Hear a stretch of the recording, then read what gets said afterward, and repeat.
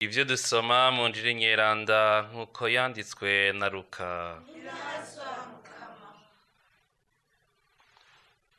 Muri irya minsi Yezu yariko aragenda Yeruzalemu, aca ku rubibe rwa Samariya n'Ubugarire. Ariko ashitse mu mihana yaho, hakaba abantu 10 bari bagwaye imibembe, baza bamugana iyo ari.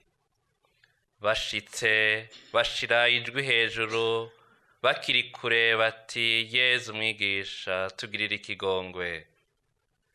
Nawe ngo ababone, arababarira ati, nimugende mwiyereke abasaseredoti. Nabo bashitse mu nzira babona bakize. Umwe muri bo rero ngo abone yakize, aca asubira inyuma, aza arishongora n'intahazimana. Ashitse imbere ya Yezu akubita ibifukamiro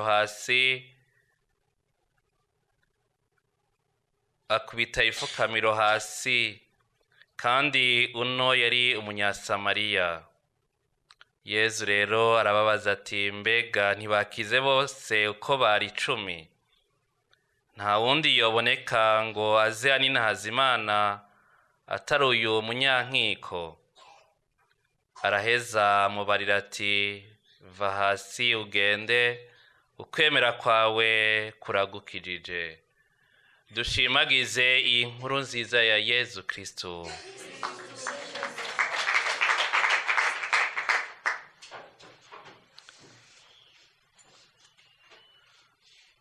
Bavukanye, umukama arashaka ko tuzirikana urukundo adufitiye. Ntaduhezagira kuko turi beranda, ariko aduhezagira kubera ubuntu bwiwe. Umukama ntatugirira neza kuko twamugororokeye, ariko aduhezagira kuko asanze muri we adukunda. Urukundo rw'Imana turiko turaruzirikana bavukanye,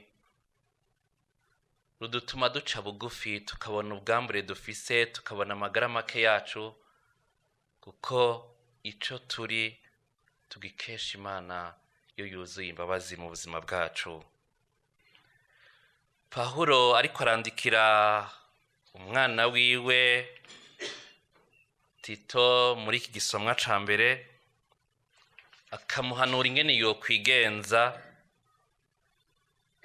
Pawulo aramwibutsa aho umukama yamukuye,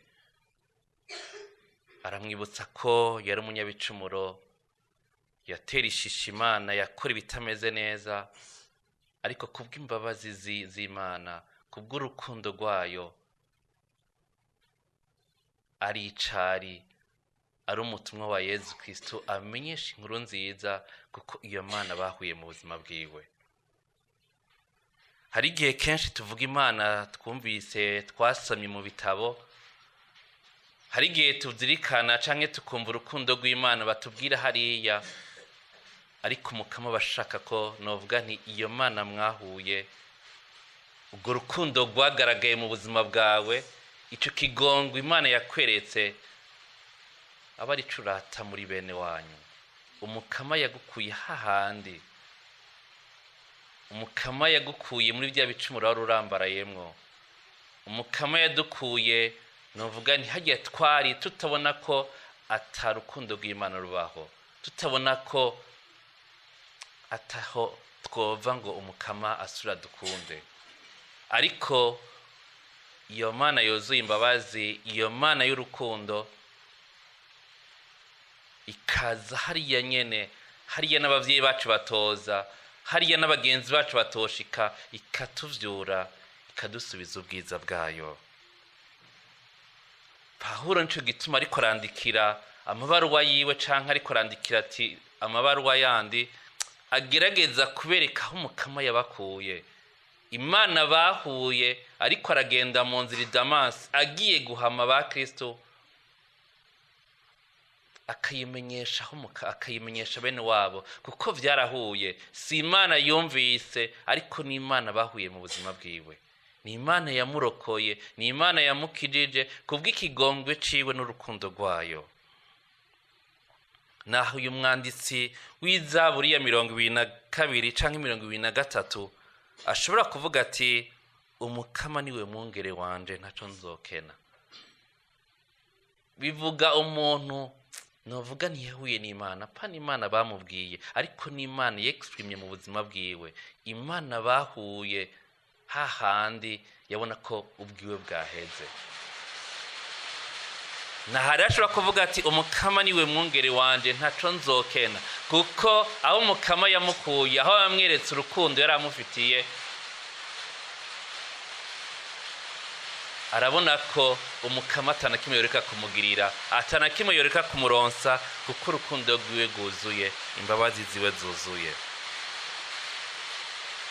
Umukama niwe mwungere wanje ntaco nzokena, ni wamvyagiza mu bwatsi buremvye, agahorosha umutima wanje. Ico akenera cose, ico ashaka cose, abazi ko ari kumwe n'Imana atanakimwe yobura. Ico nico tubura kenshi bavukanye. Ico nico gituma tuja kure yiwe, tukaja kurondera ibitunezereza ahandi, twasize Imana mu buzima bwacu. Umwirando gisine bavuga ati mukama narakurondeye, ariko ndagusize mu mutima wanje.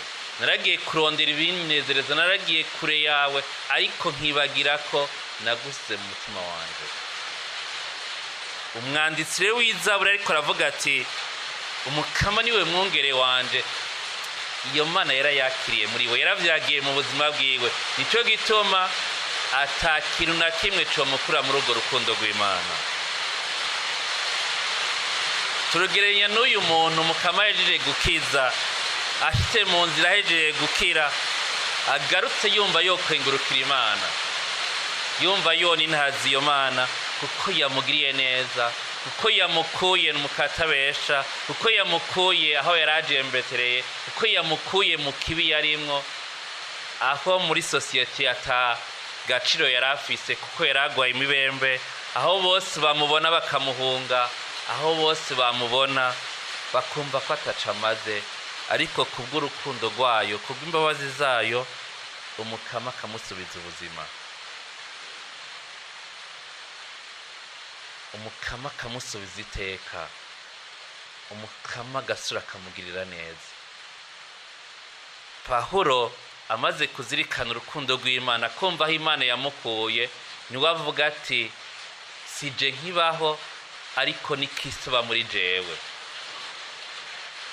Nta na kimwe conkura muri urwo rukundo rw'umukama, haba abamarayika, haba inteko, haba amagorwa, kuko iyo Mana yaramaze kwicakamira mu buzima bwawe. Tuzirikane bavukanye, ikidukura muri urwo rukundo rw'umukama tukaja kure yiwe. Kumve ko kuva muri urwo rukundo rw'umukama tukaja kure yiwe ntaco bituzanira atari amagorwa, hakuguma mu rukundo rw'umukama. Wa mwana w'icangazi amaze kugorwa mu gihugu yarimwo, niwe avuga ati reka nsubire kwa data. Abashumba ba data bajya ibingana gute, kuko arazi ko naho yamuteye akagere yuzuye imbabazi n'urukundo. Tugaruke rero bavukanye kuri iyo Mana idukunda, tuyimuyakire mu buzima bwacu, tuyishikishe, idukize, itugirire neza, tuvavanure n'utugirwamana dushaka gushira mu buzima bwacu, ariko tuzi wiwe atugirire neza. Dusabe kubw'iyo nkukanyiranda y'imisa, twakire urukundo Imana idukunda, dushike mu buzima bwacu, twumve ko kutagira Imana, kutimika Imana mu buzima bwacu ari uguhomba, ari ugupfa, ari ukura ubuzima. Amen.